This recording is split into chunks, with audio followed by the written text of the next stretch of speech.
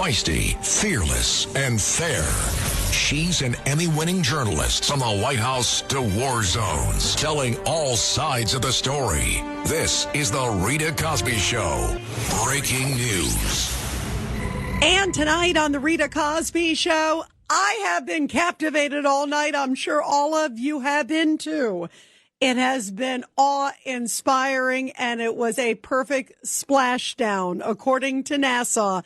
And if you watched it, the return of Artemis II to Earth, coming down, splashing down in San Diego, it was nothing short of remarkable.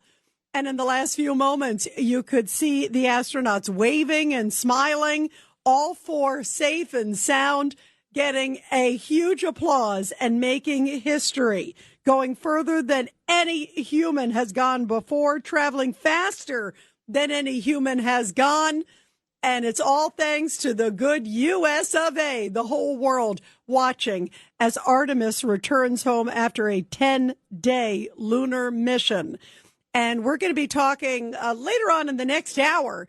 We're going to be hearing from Dr. Sky, Steve Cates. I can't wait to get his take on what we all witnessed in the last few hours. I have been gripped watching what's been happening. And to see the fact that they actually splashed down. Think about this. They were gone for about 10 days. They go around the moon and they do this historic journey. And they said, okay, they're going to splash down at 8:07 p.m. Well, guess what? They splashed down at 8:07 p.m. Eastern time. Right on the money. You cannot, it's unfathomable. I am in awe. And America should be proud. This is a major accomplishment, not just for the United States, but for the world. And at a time where we are all so divided, it's nice to see some happy news that we can all get behind and cheer universally for America. 1-800-848-9222, 1-800-848-9222, and you are listening to The Rita Cosby Show. What did you make of this incredible mission, and what message do you think it sends to the rest of the world? It clearly says America's number one, baby. That's all I can say. And here is that historic moment when Artemis II splashed down. Here is NASA's play-by-play. Splashdown, sending post-landing command now. Splashdown confirmed. Copy splashdown, waiting on VLDR. Splashdown confirmed at 7:07 p.m. Central Time, 5:07 p.m. Pacific Time. From the pages of Jules Verne to a modern-day mission to the moon, a new chapter of the exploration of our celestial neighbor is complete. Integrity's astronauts back on Earth. And the landing and support officer reports the vehicle is stable 1. We still will be deploying the crew module uprighting system to maintain that orientation. A perfect bullseye splashdown for Integrity and its 4 astronauts. A perfect bullseye splashdown. It does not get any more remarkable, any more inspiring, and any more incredible than that moment. Boy, do we need to be proud. 1-800-848-9222, 1-800-848-9222. And of course, also, guys, we are only a few hours away from what will be a historic meeting taking place in Islamabad, Pakistan.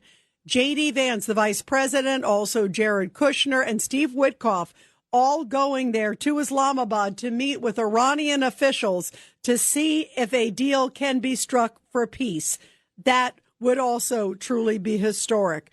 And the fact that they're going there to talk at a time where the Strait of Hormuz still seems to be very closed. We've only heard reports of about 2 ships making it through today, and about 19, I think it is in total, since this ceasefire deal essentially was struck. That's not a lot.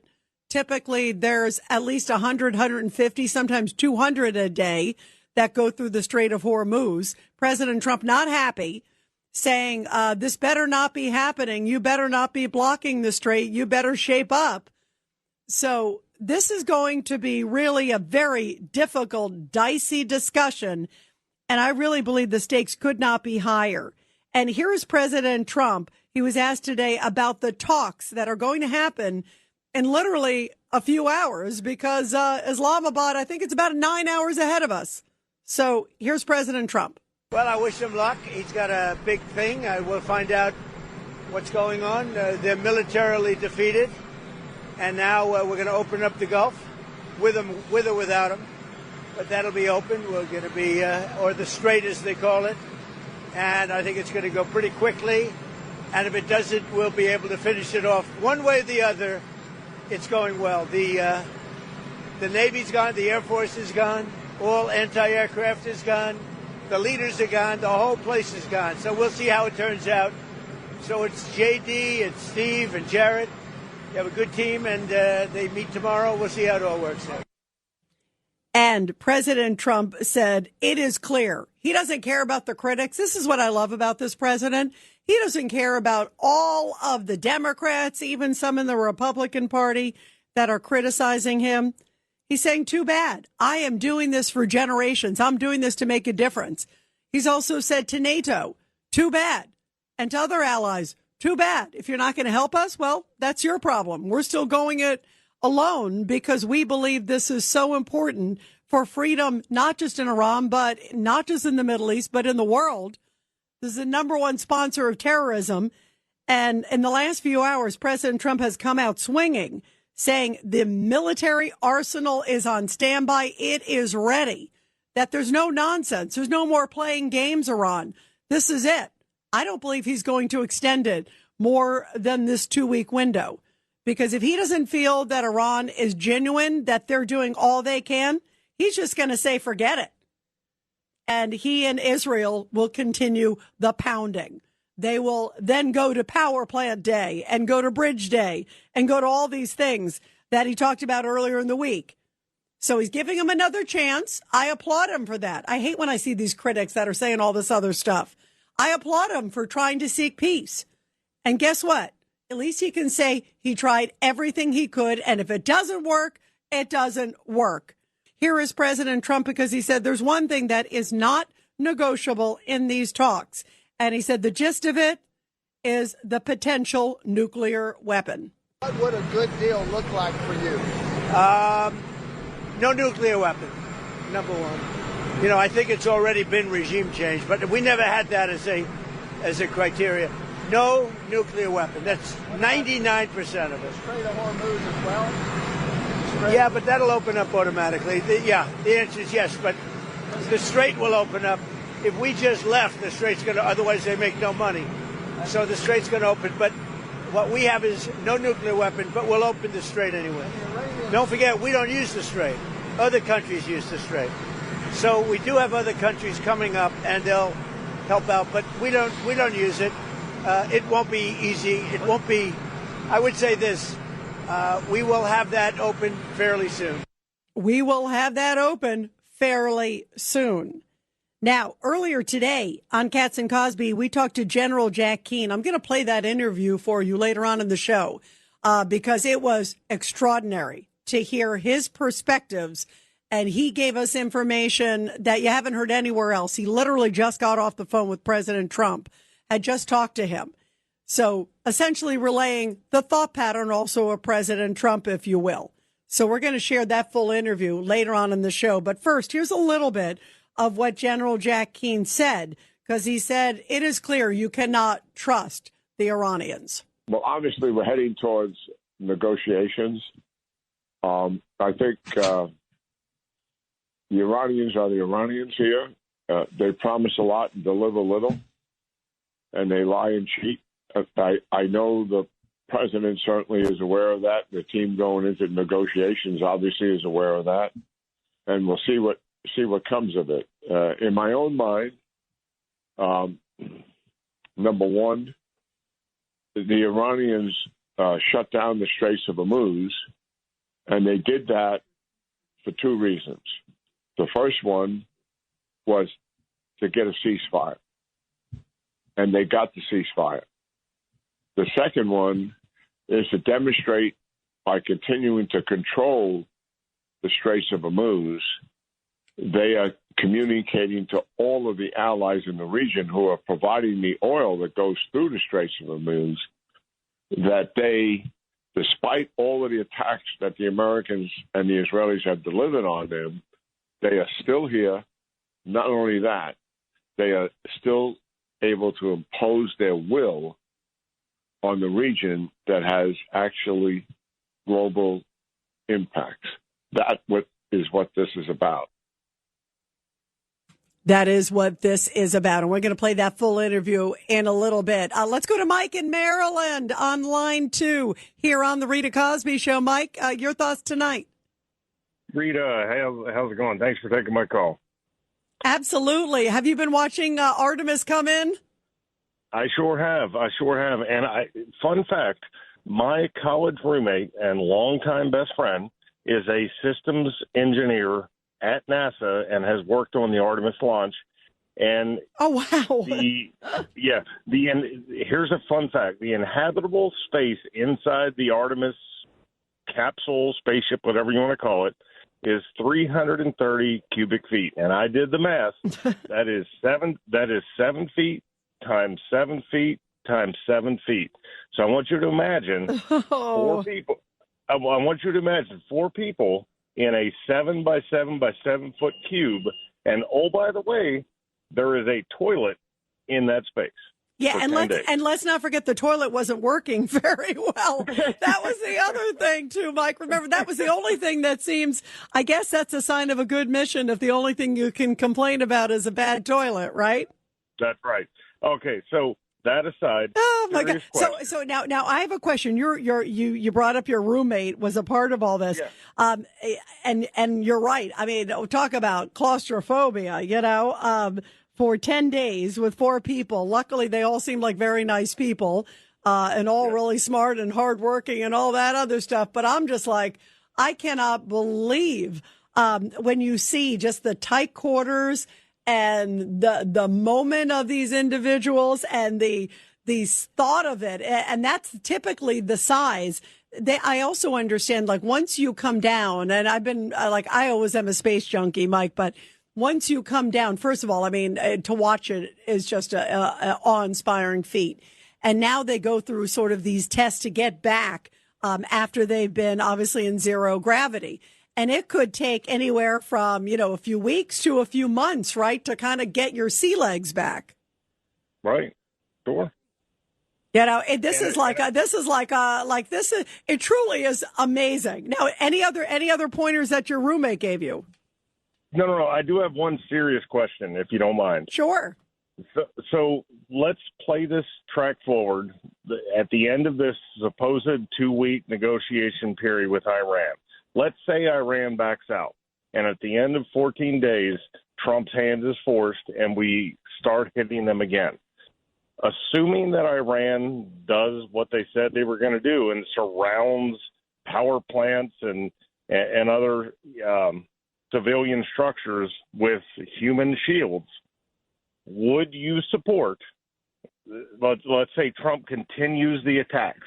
He goes in and attacks those sites, regardless of whether or not there are human shields in front of them. How would you feel about that? Because I'm struggling with that. Me too. By the way, I'll be honest with you, I'm really struggling with that. Obviously, that is certainly not the kind of situation you want to be in, nor would any president want to be in that kind of situation. And that's exactly why they put those people out there. As soon as you put them, they put it out on state TV for the whole world to see. So they clearly were expecting that Trump may go. What I think, first of all, that Trump has so many different targets in his sight that I don't believe every single one of them is surrounded by human shields. So I think he will obviously try to avoid any locations where there are human shields, just because he certainly wouldn't want that. So I think he will try to find other locations that are around it. Hopefully that never becomes an issue, because I don't think Trump would want to take the hit if he saw a whole bunch of individuals, a whole bunch of people around. I just think, as much as he really obviously deplores this regime, as the world does, he will try to avoid that at all costs and find other targets. I think there's enough other targets out there, and there's enough different targets out there that he doesn't have to necessarily go there to where they're doing that, or strike at an hour where maybe humans are not out there. There's a whole bunch of different options. I think he will avoid it at all costs. Mike, thank you very much, because I'm struggling with that too. That is way too, I just think that's such a difficult, horrible situation, and I think he will absolutely try to avoid it as best he can, for sure. Mike, thank you. 1-800-848-9222. Everybody, we're going to continue your calls on a very busy news night. You got Iran, you got Artemis coming in. The crew looks great. They were waving. And also JD Vance about to meet with Iranian officials in a matter of hours. We're going to talk about all of that after the break. The Rita Cosby Show.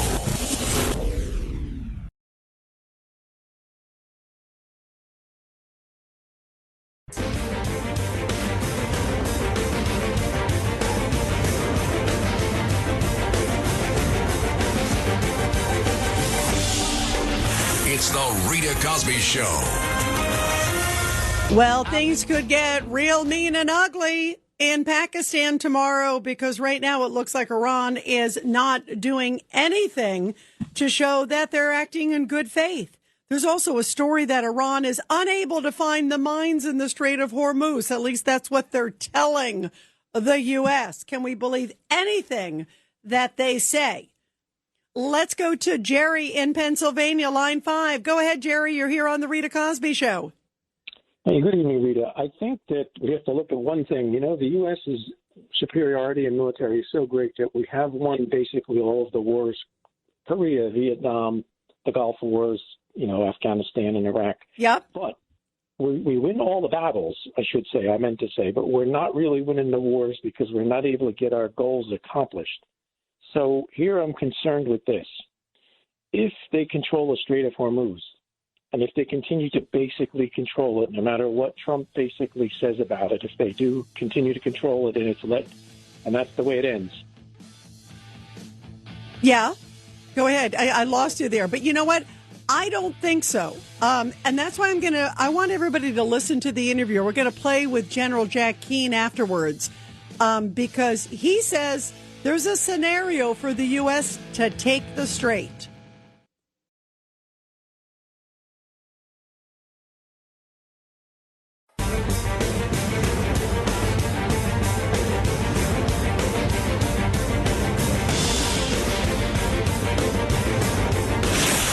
Rita Cosby is on.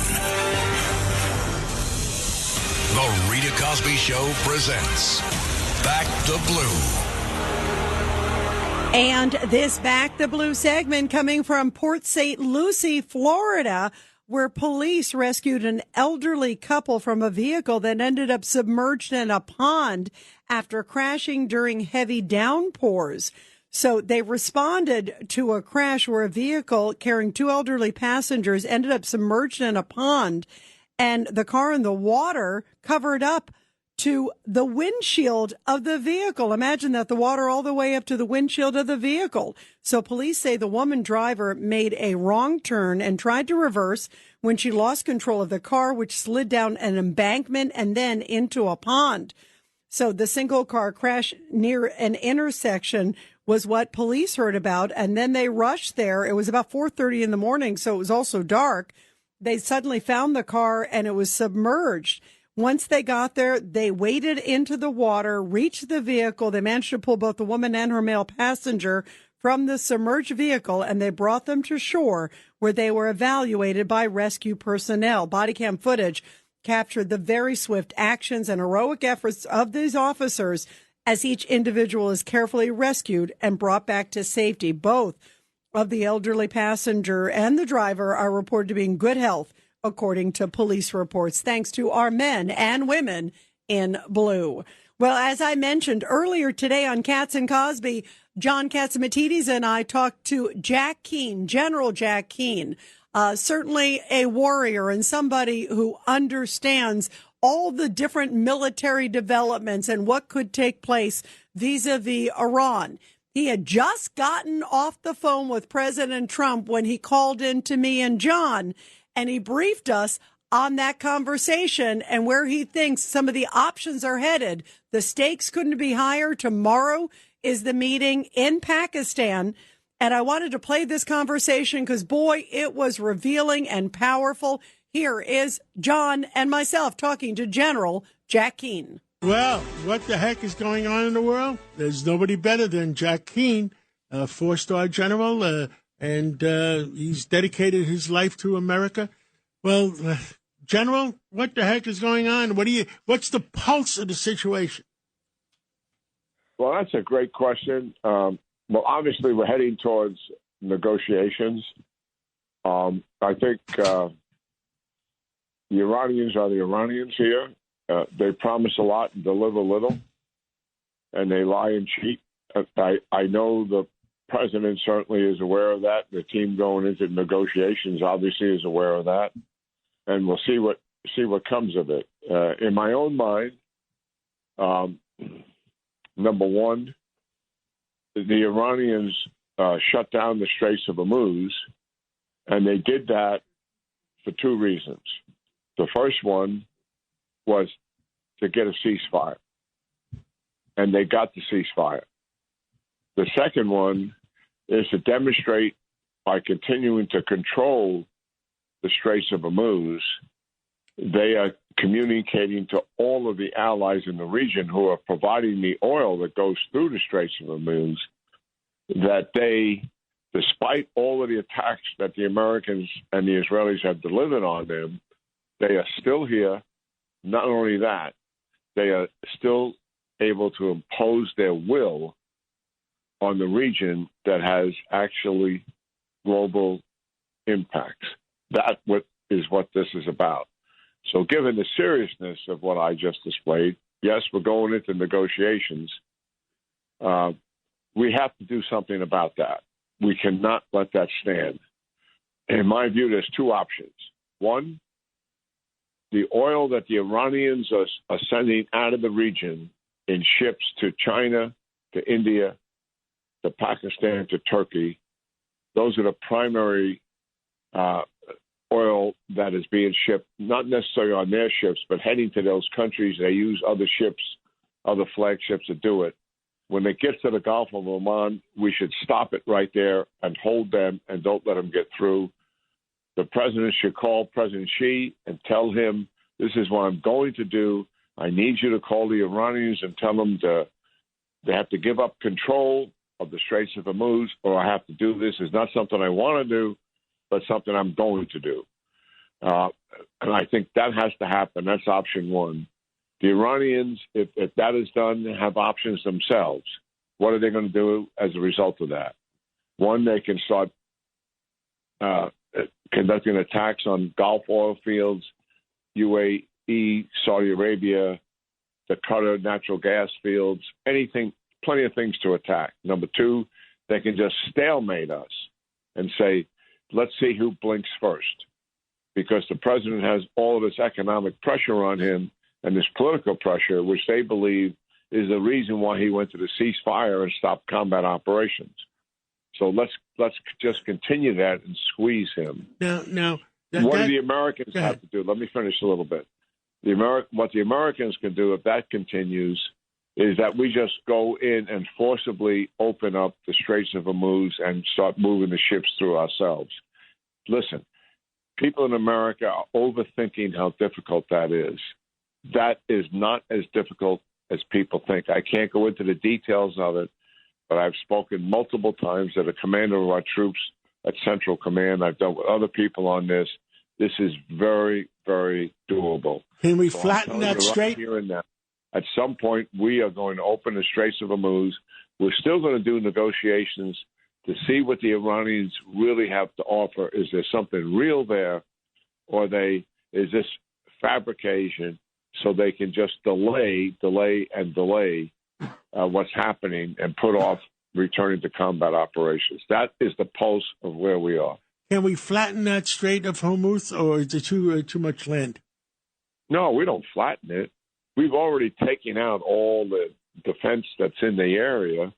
Listen, moving 4 or 5 ships, 2 escort ships and maybe 1 or 2 ships through the Straits of Hormuz is not as difficult as people think. First of all, we layer the defense out there.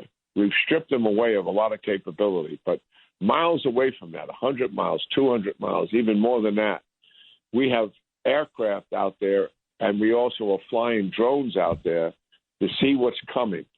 And if there's anything coming, we interdict it before it even gets even close to the Straits of Hormuz. And then when it gets closer, we have Apache helicopters.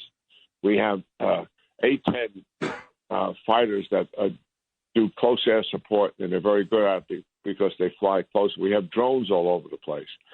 And listen, this is a relatively small physical space. Think of 4 or 5 ships in line going through the Straits of Hormuz. That doesn't even compare to the ships at sea that we have in that whole area and region that take up considerably more space. What did the Iranians do? They fired hundreds of drones at them. They fired ballistic missiles at them. They fired anti-ship missiles at them. They've done everything they can to hit them. They haven't hit a single one of them. Wow. Okay? And so General, we're overthinking this problem, believe me. Tell me, the Hezbollah, how close is Israel to wiping them out or making significant damage to them? Very good question.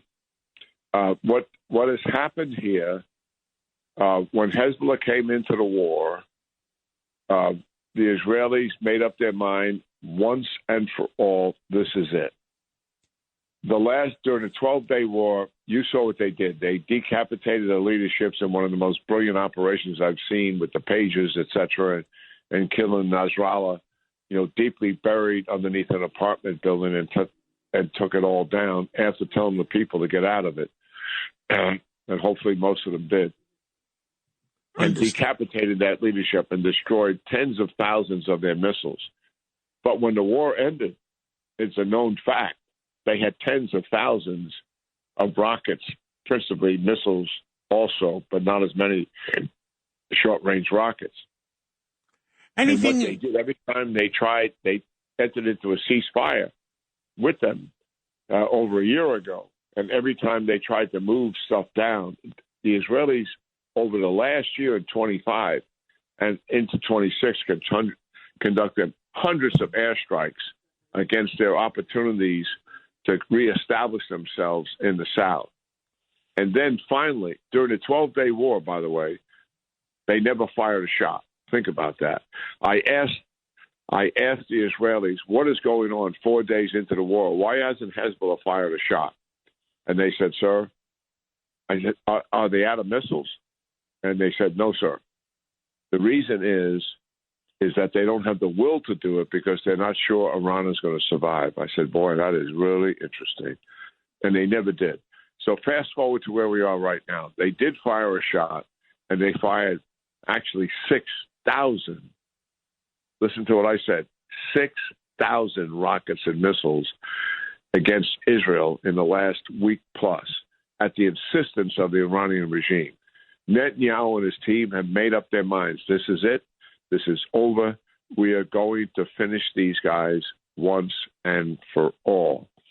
And that's what they were about doing south of the Litani River, where all their infrastructure. Is that still going on every day? Is that going on every day? Every single day. They told the people to move out. You move out because we're going to destroy everything that's physical in terms of infrastructure, buildings, residences, everything that exists in the South. We're not going to give the Hezbollah the opportunity to come into people's homes, dig tunnels under these homes, and storage sites for weapons and missiles and the rest of it. It's over. They're going to take all that area that they occupy, what they have to be in, to range the Israelis. That's what they were about. And then the ceasefire came, and what has happened, they were also bombing Beirut because the Hezbollah leadership and other people in Beirut, and also there is some ability from Beirut and some underground storage sites to fire into Israel. The president has asked the prime minister to check it back a little bit, and so they're not going into Beirut, but they're continuing their operation south of the Litani River. They are not going to stop until this is over once and for all. I agree with this 100%. So that is what has taken place there. And the Israeli troops are on the ground again, and airstrikes are going on by the hour, not by the day, by the hour. General Jack Keane, that is the best report I've heard all week. Thank you for doing an excellent job on telling the American people what the heck is going on. And that is the best report. We really have a better pulse of the situation. And thank you for everything you've done for America and continue to do for America, General. One more. Can I add one more thing, Absolutely. John? We're going into negotiations. We know these guys lie and cheat, or likely telling them before they got there, listen, we're really wanting to make these concessions, and we'll make these concessions on this, and this. Even if they agreed to do this, even if they sign a piece of paper to do it, we can't trust them. It's all about putting off the ceasefire as long as it can be. And here's where my faith is. My faith is, I know the negotiators, I got that, and they're going to do their work. But my faith is in who? The backstop to all of that is President Trump. He knows they're liars and cheats. He knows what he's getting into. And how do I know that? Because I talked to him about it a little over an hour ago. No conversation do I reveal. It's his conversation. But I know the man. Yes. And he's never going to accept a bad deal. Under no circumstances, even his guys bring back and say, look, this looks pretty good. Maybe we just need to do this, and this. And he's not going to take a bad deal. He has negotiated with these guys more than any president has. He knows who they are. And he's the only president that ever recognized how much of a threat Iran is, not only to the region, but to the American people. And I'm going to take these guys down. And no other president ever stepped up like this. So I have confidence in America's backstop. And who is that? Donald J. Trump. I believe you, and thank you. And I know President Trump a long time, and the way you're saying it is exactly the way I know him too. Let's pray for America. And I'm glad we have Donald J. Trump as our president, because nobody else has the testicles to do that. And let's pray. Yes. Let's pray for him as well. Yes, big time. I pray for him big every time. day. I really do, because there's nobody else can replace him right now. General, thank you. Thank you, Jack, so much. Thank you, sir. Thanks, thank you, my friend. Yeah. Thank you. Wow, what a powerful discussion, putting it all in perspective in a big, big, big way. Let's take your calls. Let's go to Julian in New Jersey, line 3. Go ahead, Julian, your thoughts. Yeah, well, that was a fascinating interview with retired General Keane. Yes, he really knows who. Yeah, he really knows who signs his paycheck. I'm kind of confused. What do you mean? Who do you think signs his paycheck? What do you mean by that? I don't know. Fox News, maybe. But I'm kind of confused. But I can tell you, I've known Jack Keane for a long time. He's a straight shooter. If he actually didn't think something was working out a particular way, he would say it. Just because he's not here to. But I'm just being honest. I've known him for many years. Go ahead. They only tell I know. They only tell the truth on Fox News. So I'm kind of confused. Didn't President Trump tell us about 100 times that we already won this war? Like, what are we doing? We won already. Obviously, you're being facetious, Julian. Well, the bottom line is President Trump has said that they have decimated the Air Force, that they have decimated much of their command and controls. And I think those things are facts. But obviously, I sense a sense of facetiousness. Clearly, I don't like Fox News, and you got issues with all of that, and have a little bit of Trump derangement syndrome yourself, clearly. But let's just put it this way. President Trump has also been, I think, very honest with the American public. He has said that the red line is they cannot get nuclear weapons. And people like you, whoever, I think all Americans, it doesn't matter. I don't even know what side of the political aisle. I think I can tell by your first words. But the reality is, every American should be cheering for that, Julian. I mean, bottom line, every American should be cheering to make sure that Iran, a terrorist regime, does not have nuclear weapons. That shouldn't be a Republican issue, a Democratic issue. It should be an American, a freedom-loving issue. Not even just America. The whole world should be, which is why some of these allies not stepping up really is shocking. And you should be rooting for the President of the United States, and you should be rooting for peace, because that's the bottom line right now. We should all be praying for that. And hopefully you get some results tomorrow, and hopefully you change your tune. We'll continue with your calls after the break. 1-800-848-9222. Julian has Trump derangement syndrome. What about the rest of you? It's the Rita Cosby Show.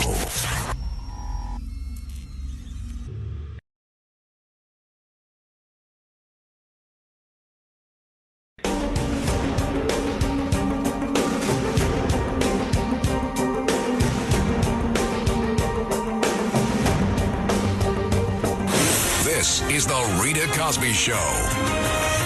And I just read one of these great tweets from Sal. You guys know I always love to read your Twitter here on the Rita Cosby Show on X, at Rita Cosby. And Sal writes, this is great. Rita, thank God Artemis II returned successfully and safely.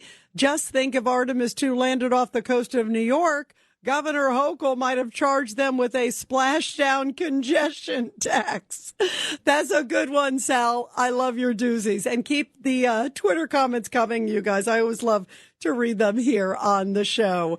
Let's go to Eduardo. Speaking of Artemis, Tampa. Go ahead, Eduardo, your thoughts tonight. Yeah, good evening, Rita. Well, I hope Julian was excited about Artemis landing.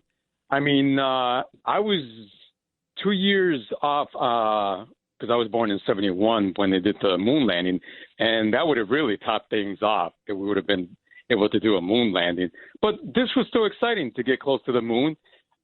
This is and they went further. I mean, they went around it. They went around the dark. Yeah. They went to the dark side of the moon. Right. This is something that brings together just kind of like the 1980s U.S. hockey teams that beat the Russians. You know, we all cheer for America, whether it's on the sports field. We should also cheer them when they go off and fight for us overseas.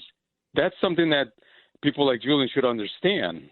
I mean, I think ridiculous. Julian is one of those orange man bad Trump derangement syndrome guys, don't you think? I mean, it's like he felt like General Jack Keane because he's tied with Fox. It's like, you know, he probably thinks Eric Swalwell is the most brilliant, unbiased man in the world. And forget about Fang Fang, who was hanging around him. I mean, there's just no common sense. It's not even worth explaining it to those people, right, Eduardo? Definitely. Thank you, Rita. You're welcome, and you're right. It's been amazing to see Artemis. Bravo to our great astronauts. We're going to continue.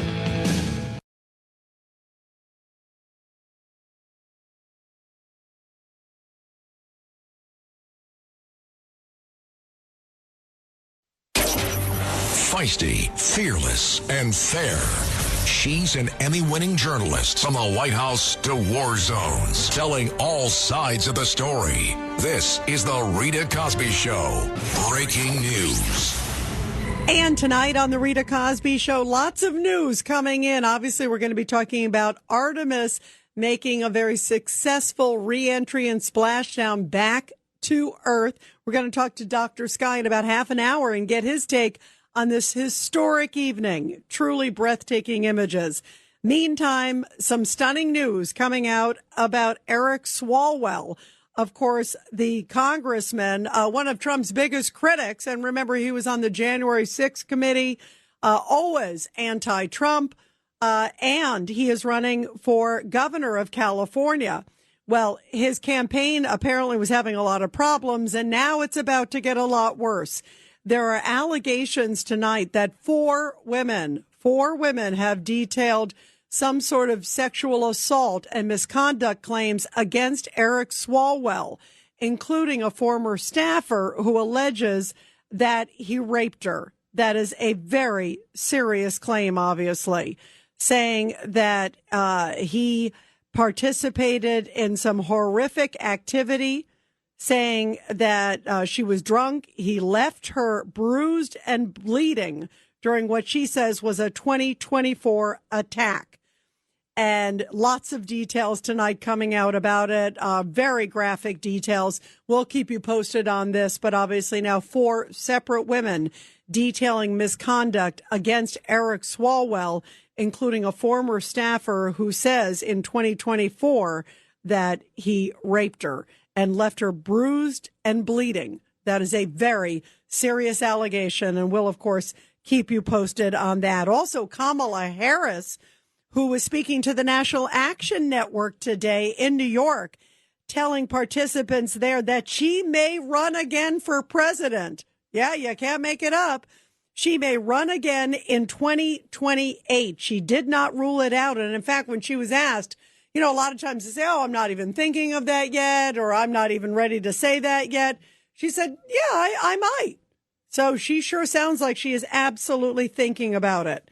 Also, everybody in the world watching to see what happens in just a matter of hours. The sun is rising already over there in Pakistan because JD Vance and also Steve Witkoff and Jared Kushner are going to be meeting with Iranian officials trying to see if they can hammer out some sort of peace deal. There is this 2-week ceasefire that's in effect.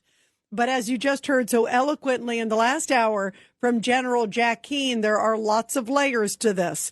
Israel standing by, but still going after Hezbollah. Meantime, Iran holding the Straits of Hormuz hostage. I love what General Jack Keane said in the last hour that we played, that he has thoughts that it really wouldn't be that difficult to open up the Strait of Hormuz, and that President Trump is essentially just kind of seeing what the Iranians will do, if they're going to act in good faith, if they are indeed going to give an inch and give up the nuclear material, if they're going to show that they are fair and honest brokers, which is a very remote chance. But if indeed they are, President Trump is willing to give peace a chance. And if they're not, then all bets will be off. Well, here is JD Vance, the vice president, and this is what he said right before he took off and left for Pakistan. Take a listen. We're looking forward to the negotiation. I think it's going to be positive. We'll, of course, see. As the President of the United States said, if the Iranians are willing to negotiate in good faith, we're certainly willing to extend the open hand. If they're going to try to play us, then they're going to find that the negotiating team is not that receptive. So we're going to try to have a positive negotiation. The President has gave us some pretty clear guidelines, and we're going to see. So I hope you guys have a safe flight. We'll certainly take some questions later on. But for now, let's get on the plane and hit the road. Thank you all. And he did hit the road and is arriving in Pakistan, if he hasn't already, in the last few moments. Also, KT McFarland, we talked with her earlier today on Katz and Cosby. She was former Deputy National Security Advisor to President Trump. And she said there's a lot of complications here because maybe one hand isn't talking to the other hand in the Iranian leadership. There's different layers. There's these diplomats, per se, and then you've got the Iranian Revolutionary Guard. Maybe they're one and the same, or maybe some are acting in good faith and the others are hardened military and they're not acting in good faith. It's very complex when you're dealing with war and you're dealing with a group of lunatics. Here is KT McFarland. Look, there's one or two things is happening. Either the Iranians are up to their duplicitous tricks and trying to retrade the deal and pretend that this wasn't met or that condition wasn't approved, or there's also a very real possibility that they're not speaking with one voice. Who's he negotiating with? He's negotiating with the foreign minister and the parliamentarian, the head of the parliament. He's not negotiating with the IRGC, the Revolutionary Guard Corps. And it could well be that there's a division between the two, that the parliament, the civilians want to settle a deal and that the other guys want to keep fighting. And even then, the IRGC, it's not one unit. Several years ago, they decentralized authority in their military so that there are 31 autonomous units and regions, and each one of those can make their own decisions about whether to use weapons. So the fact that we've killed off the top tier, the second tier, it may not, they're probably not talking to each other, right? And they're certainly not meeting in the same room, the IRGC leaders, because they know if 2 or 3 of them get together, the room will be blown up. So there may be a certain amount of confusion amongst their leadership. Yeah, there are a lot of complexities to what is ahead. This is really high level, high stakes, many layers to this, that is for sure. And at the bottom line, at the end of the day, it's going to be President Trump's decision. It doesn't matter. They'll just be the messengers, essentially. They'll try to get the best deal, but maybe there isn't a deal that can be reached when you're dealing with true fanatics. Let's go to David in New Rochelle on line 3. The number to call is 1-800-848-9222. And you're listening to The Rita Cosby Show. Go ahead, David. Good evening. I love your show. Thank you, David. You're welcome. After listening to the general, my consensus is that President Trump should just go and finish the job. Just tell them, listen, you guys, I don't have good vibes with you people. I'll give you literally 1 hour to make a clear decision for unilateral surrender, and we tell you what to do, and we won't bomb the hell out of you. You said it quite succinctly, clearly, that you can't trust these people with the different layers of government. They're going to yin and yang and try to weaken Trump by time, thinking maybe the Democrats will soften him up and people complain about gas. He's got to go in now, finish the job, and I would take over the country, take over the straits, and tell those NATO people, you don't get a bit of oil. No ships come through until you come in and help us. Just muscle them. That's the only thing I understand is strength. And if President Trump tells them no ship goes to your countries until you come and help us, they'll bow down and they'll come around. That's the only thing they understand is strength. They're weak people. They don't care. They're crybabies. By the way, did you hear, David, did you hear also earlier tonight? I agree with a lot of what you're saying. And I agree that I sadly don't see them giving in or even genuinely giving in, put it that way. They may try to drag it on. And right. How can you trust people? You can't. That's why actions. I agree. You need to say to them, okay, here's the deal, like you just said. And it may end up pretty quickly. He may just have to say exactly what you're saying. I'm going to give you, 8 hours or 24 hours or 1 hour, as you're saying. Yep. And that's it. Because I have a feeling they're going to dance and bob and weave. I was very heartened by what General Keane said, that he thinks that there are ways to take over the Strait of Hormuz for the U.S. militarily. That helps tremendously because that takes that leverage off the table. Oh, I think we should take it over and keep it for ourselves. And we just take care of it, and we divvy out who gets what ships go through and who they go to, have control of the oil, and that'll be the end of that. And the other thing I would do is I would actually think about partitioning off the country. Just break it up and give the neighboring countries pieces of Iran. Just totally dismantle it. That'll be the best solution. I know that sounds a little far-fetched to people, but that's a little far-fetched. Yeah, but that's what I would do. I would take the country apart and break it up and give the neighboring Arabian nations pieces of it. But that's the next step. But now, here, David, let me ask you on this one, because there's a report tonight that the New York Times is saying that, quote, according to the U.S., they're being told that Iran has been unable to open the strait because it can't locate all the mines it laid in the waterway and lacks the capability to remove them. I think that's a bit of. We'll take it over. We'll find it. We'll find it. 1, 2, 3. If we can't sweep them, we'll bomb them out of the water. Whatever we have to do, we have the technology to take care of that stuff. Like it was like adding 2 and 2 together.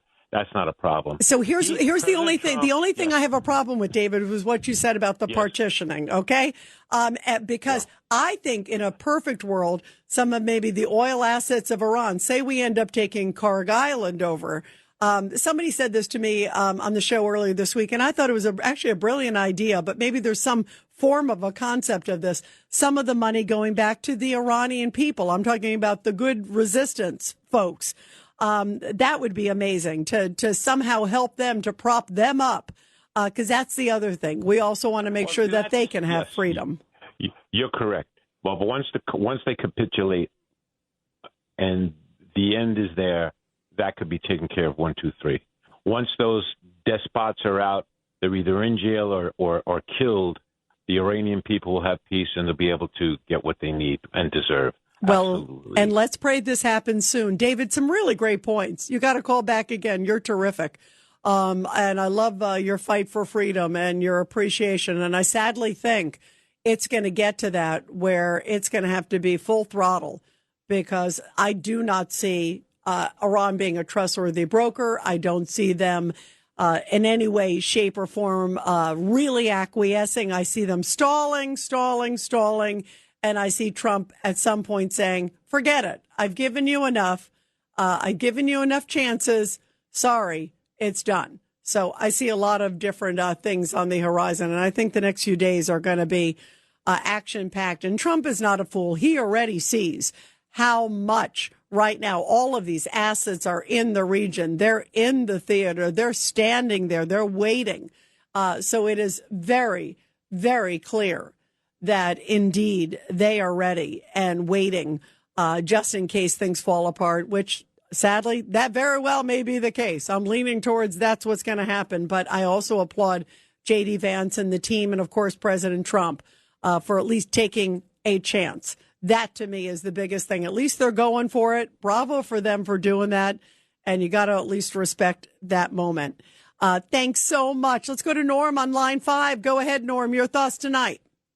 Hi, Rita. Look, I am absolute. I think Jack Keane is great. I think General Jack Keane, and I think I trust everything is going well. I mean, it has only been over a month. It's only been around a month, and look at what we have achieved. It is obviously not over, but it's going as well. Look, it can't be. We're not going to absolutely destroy everybody there.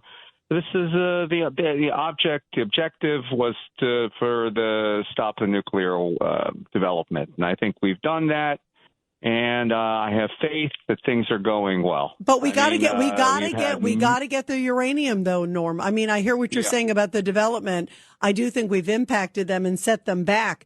But if you had that 60% of enriched uranium, about 1,000 pounds, that's a lot. So I actually see still a lot of things that need to happen to either remove it, destroy it, whatever it is. And Trump has said that. I mean, he said 99% of what we're dealing with right now, he really believes is that nuclear enrichment. If he didn't think they were on the precipice of a nuclear weapon, he wouldn't do this. But he's doing it because he wants to save civil society.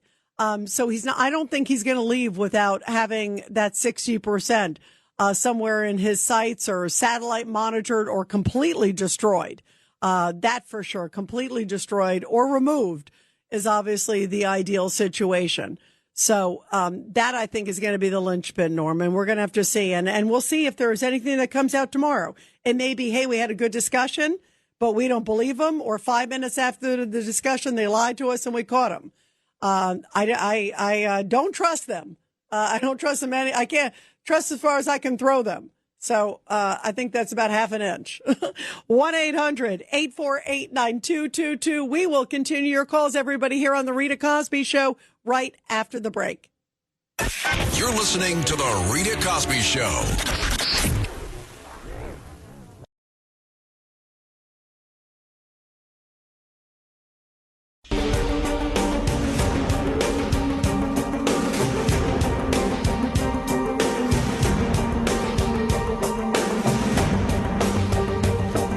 This is the Rita Cosby Show.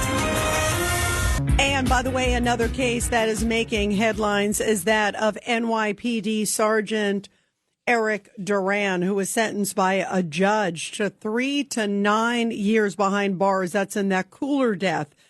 And he said he was just trying to protect other officers. So many of us in the community feel this is just a travesty of justice. This guy was trying to protect the other officers during a drug deal that they were covering. And the guy was a gang member who was riding by in the moped. He was trying to block him from going after the other officers in the wrong direction and other citizens.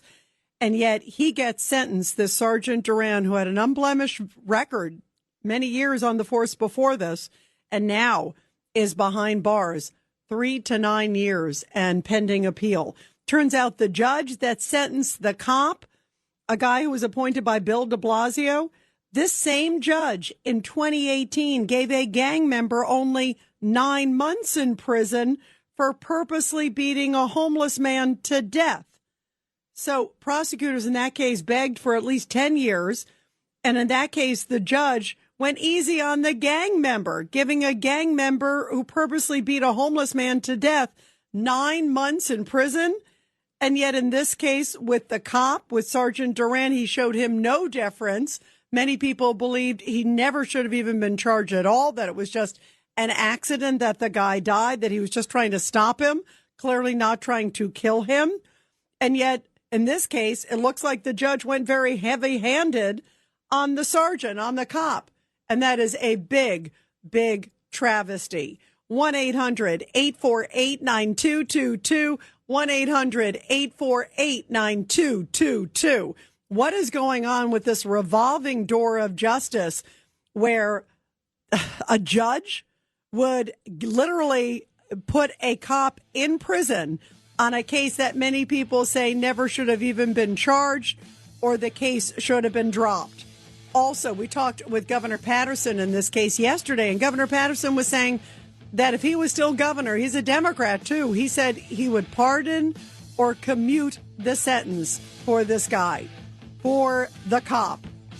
Well, justice is not served in that case.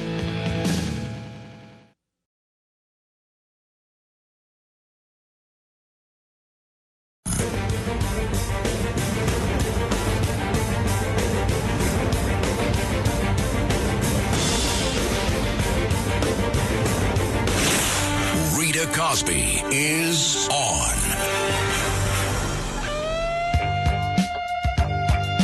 Breaking news. What an amazing night for history as Artemis II splashes down safely back to Earth, right on the money, 8:07 p.m. Eastern Time. I mean, it was absolutely incredible.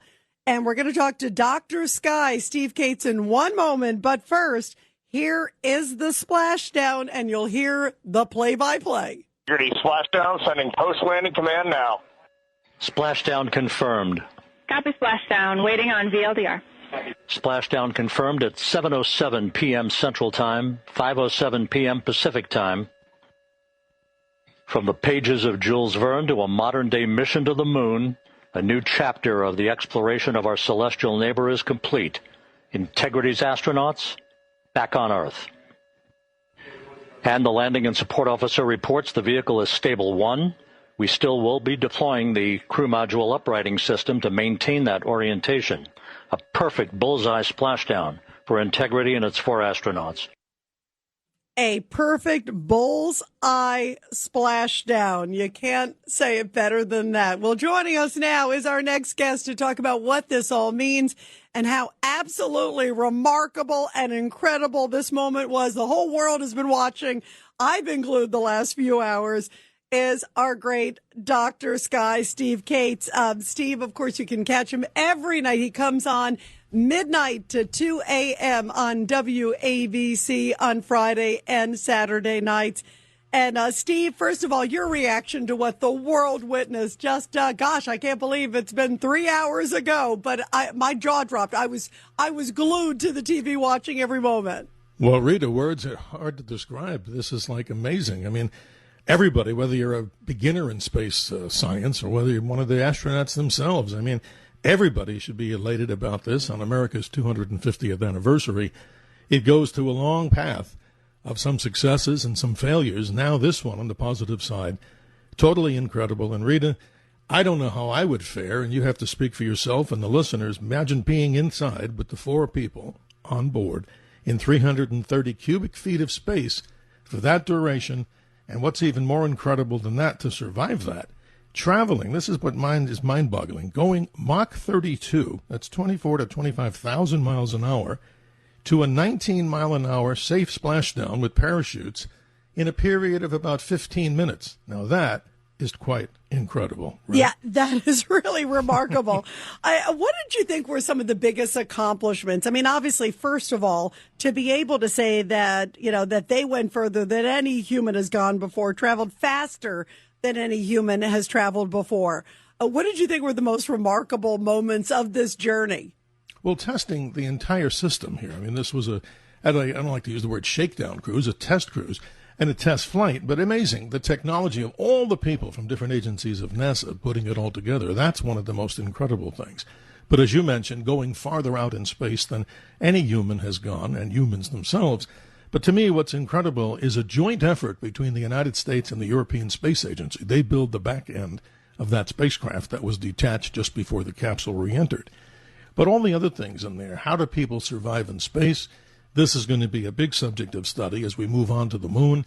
And by the way, Rita, the next of the Artemis missions, just in case people are curious, is, of course, Artemis III, doing the naming thing. But it was actually a long time ago, 4 or 5 years ago, going to be the lunar landing mission. But this time they're going to do it in low Earth orbit. Why?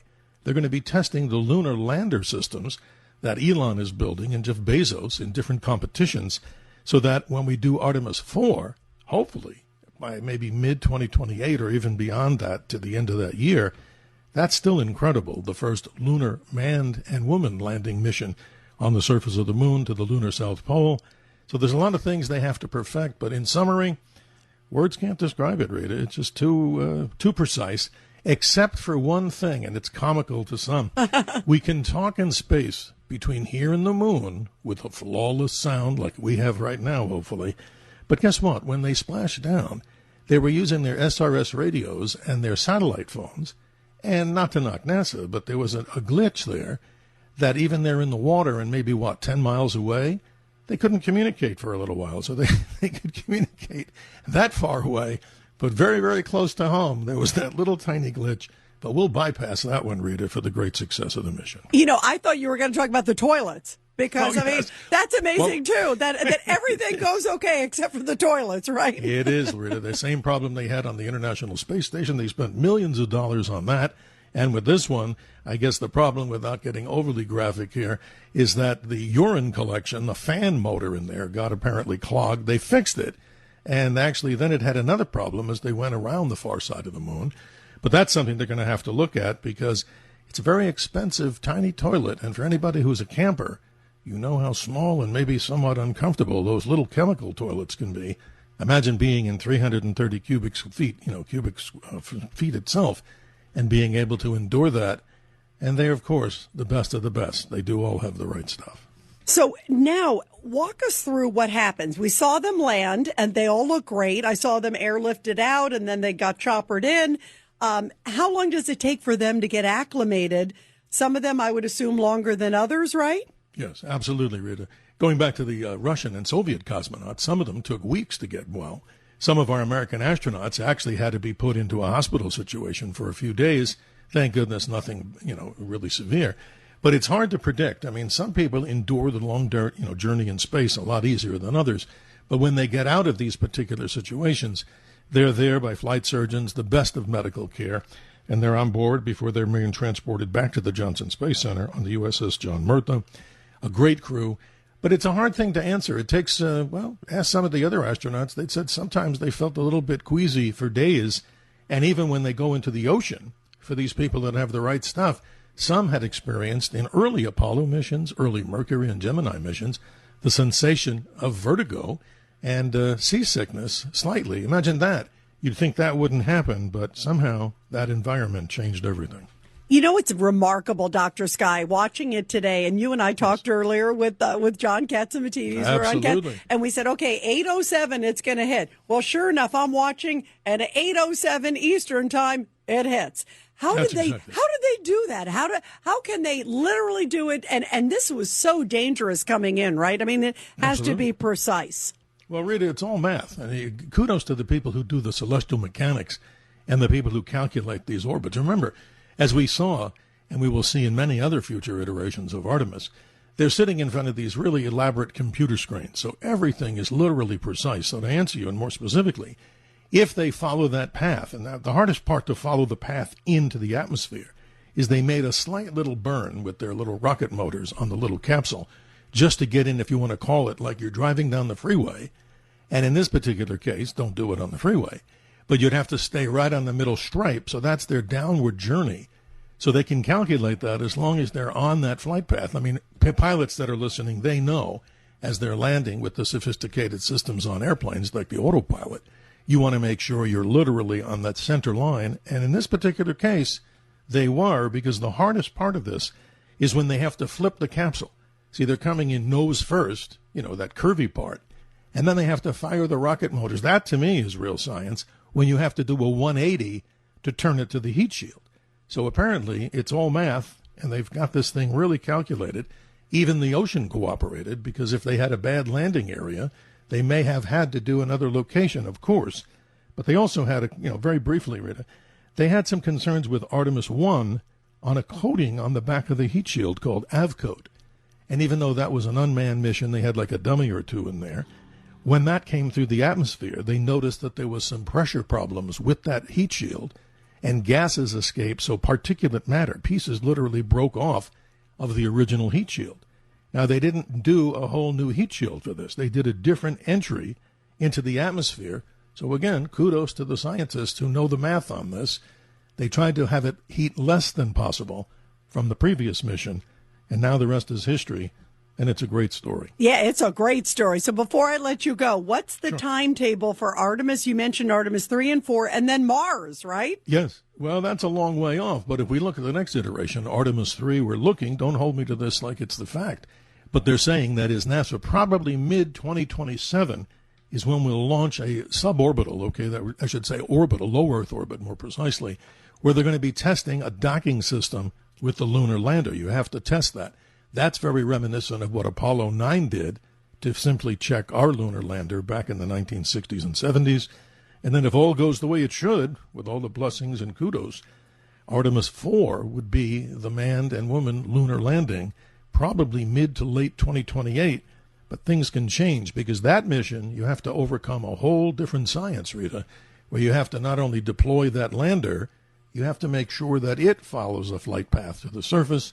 And then equally important, probably more important, once it lands, it needs to take off and rendezvous again with the mothership, just like the Apollo. So Mars is what? Mars is, if all goes as scheduled, are we going to see it, before 2030? My prediction on this, Rita, I'm going to give it a really conservative date. I'm going to say you're probably not looking at a true Mars safe mission until probably mid-30s, maybe 2035, because there's a whole lot of other things that they have to work out. And that's an interesting thing. Space radiation, endurance in space. How do you handle such a long psychological journey like that, which would probably take 6 to 9 months one way? That's incredible. That's the stuff of Star Trek. And by then, we hope to have bigger and better rocket propellant. See, if we could get away from chemical rockets and use different technologies, that would help speed us there. We could get there faster if we had less dependence on chemical rockets. So all those rocket scientists out there are working hard to build that new generation of rocket motors and power. That's the stuff like Star Trek. Yeah, and that's why they're called rocket scientists, because they are brilliant. You got that right. Dr. Sky, everybody make sure you tune in to him. I know your show's coming up in about 15 minutes on WABC. It's the best. I can't wait to hear your show tonight. Well, thank you. And thank you for just sharing this remarkable history with all Always of us. A pleasure. Always a pleasure. Thank you. And as they say, ad astra to the stars, and we'll be talking about that in our show, and of course some other great topics on the mysteries of science and the universe. Yeah, I can't wait to hear it. Thank you so much, Dr. Sky. Great to share this night of history with you. Thank you so much, my friend. Thank you very much. And everybody, make sure you definitely tune in to Dr. Sky. His show is the best, and he's going to have all the details, and you definitely don't want to miss all of this. This has just been, you can tell I'm a kid in a candy store, guys. This has been remarkable. We're lucky to hear from Dr. Sky and get his perspective. And I'll take your calls, guys. 1-800-848-9222. 1-800-848-9222. Let's go to Dom in Minnesota on line 3. Go ahead, Dom. Yeah, Rita, I called about the Straits of Hormuz, but then, like you, I watched the entire re-entry and the splash into the ocean. And we really have gone where no man has gone before. And I'm going to now start binge watching all of the Star Trek movies, starting with The Voyage Home. Yeah, you know what? I will tell you, it has been remarkable to watch it, right? Just unbelievable. And the fact that they came in on time, literally to the minute. You think about what they accomplished, how far they went, And also what Dr. Sky just talked about, the fact that they were going 24 to 25,000 miles an hour and then go down to 19 miles an hour within a 15-minute timetable. That to me is just, it's unfathomable that humans can create that. And it's just something we can all be so proud of. It was America leading the charge. America went further than anyone's gone before, Dom. And that's something that it's America 250 all the way.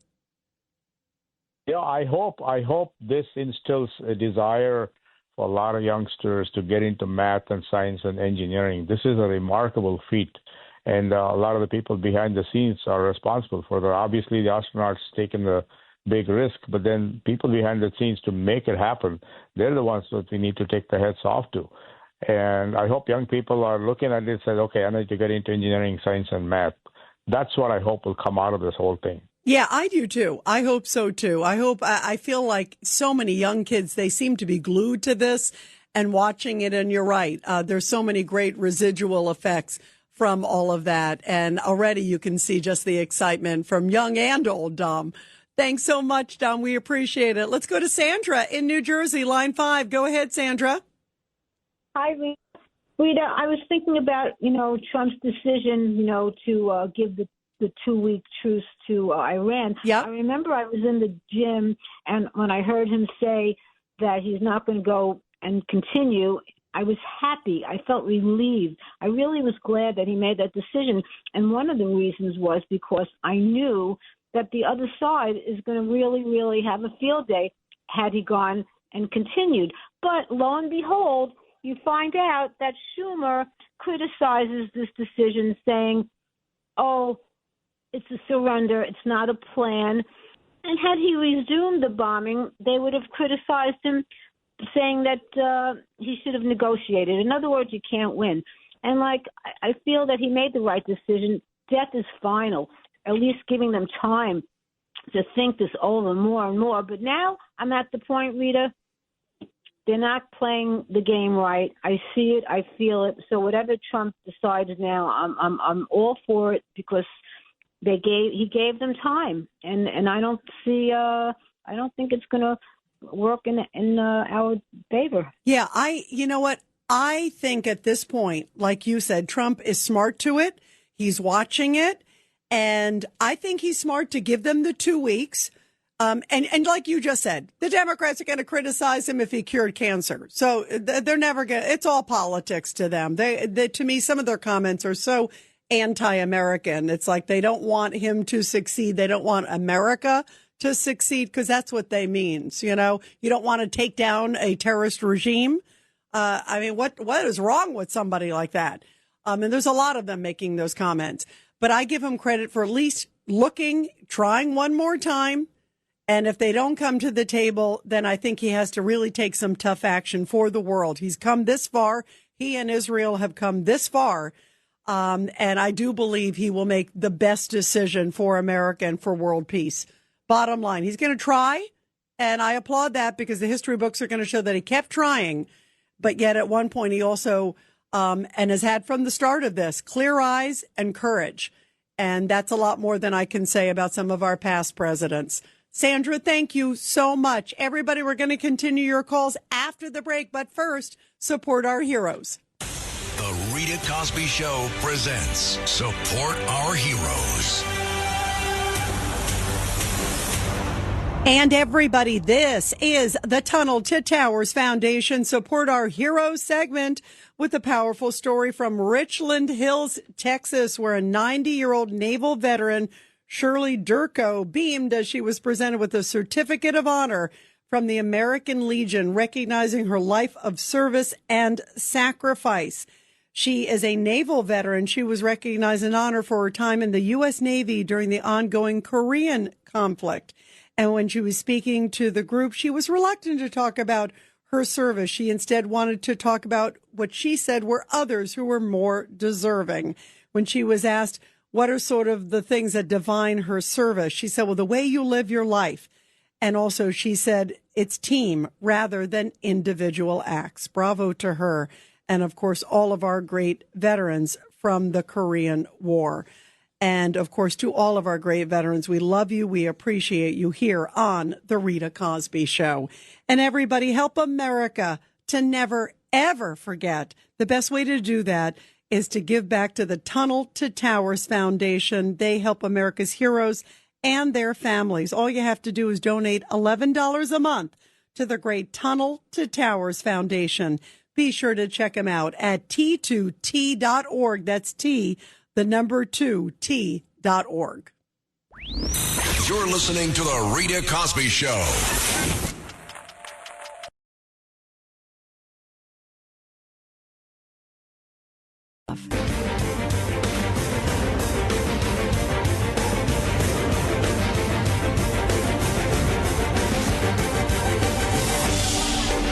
It's The Rita Cosby Show.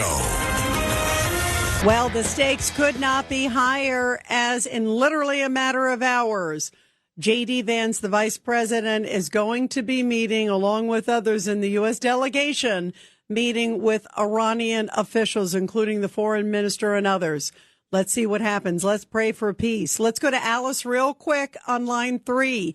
Alice, go ahead. Hi, Rita. Yes, real quick. You know, I come from a police family, and this poor officer who is being sent to prison nothing has been said that I've heard that an appeal has been filed. Should he not be out on bail when an appeal has been filed? Also, police officers who are put in prison traditionally have a really tough time. No, you're right. And that's why, first of all, it's horrible. Apparently, he's in some sort of form of isolation. He should not be in prison. He should not have even been charged, and he shouldn't have been convicted. I agree with you. Let's just pray that somebody wises up and puts him out while he appeals and everything gets dropped.